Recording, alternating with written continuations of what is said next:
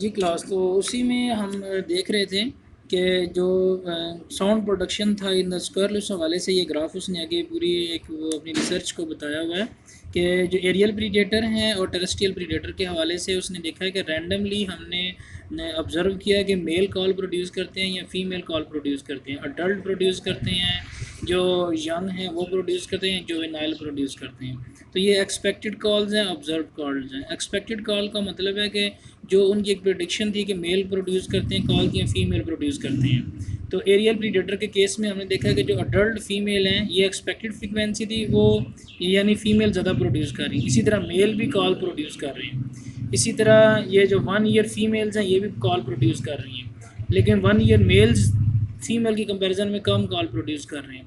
तो ये gradually graph decrease हो रहा है। इसमें वो ये आपको बताना चाह रहा है कि ये जो एरियल प्रीडेटर्स हैं इस केस में अडल्ट मेल और फीमेल जो हैं ये दोनों अपना रोल प्ले करते हैं, इसीलिए वो उनका जो कैचिंग रेट है ताकि वो प्रीडेटर से पकड़े ना जाएं वो कम है।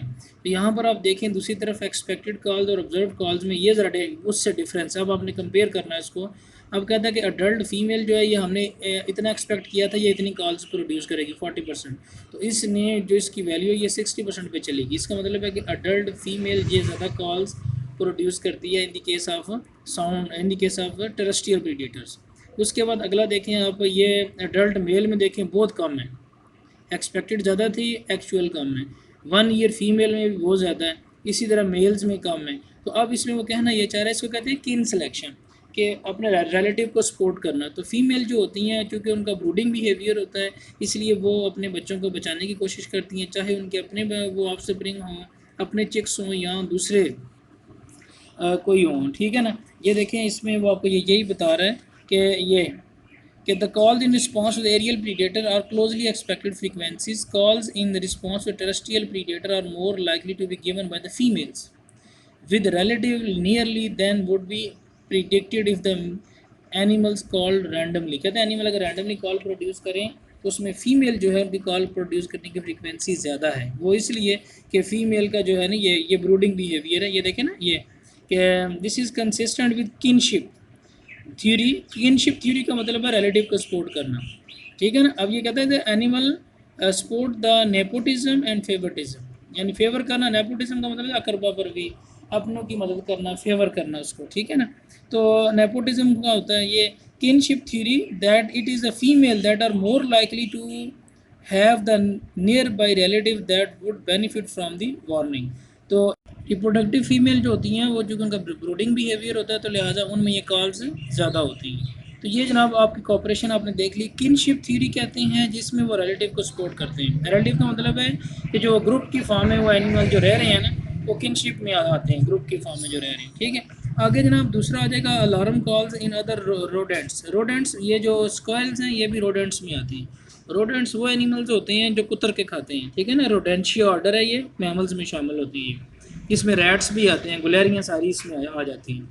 तो जनाब इसमें हम देखेंगे एक दूसरी एग्जांपल वो में दे रहा है, येलो बिल्ड, ये मॉर्मोट्स, ये इस रोडेंट्स में आता है। ये क्या करते हैं, ये उस वक्त कॉल प्रोड्यूस करते हैं जब इनका कोई ऑफ स्प्रिंग हो, यानी इनमें किनशिप नहीं है, और most likely to call when their own offspring are nearby to the predator, ठीक है जी। तो जब कोई दूसरे के होंगे उस वक्त ये कॉल प्रोड्यूस नहीं करेंगे। तो कुछ ऐसे भी उन्होंने कहा कि हमने रोडेंट्स को देखें जो कॉल प्रोड्यूस करते ही नहीं हैं। Some rodents which don't produce call at all, जो कॉल प्रोड्यूस करते ही नहीं हैं। इसके अलावा ये साइंटिस्ट ने ऑब्जर्व किया कि कुछ स्पीशीज़ ऐसी होती हैं जो सोशल हैं, कुछ नॉन सोशल है।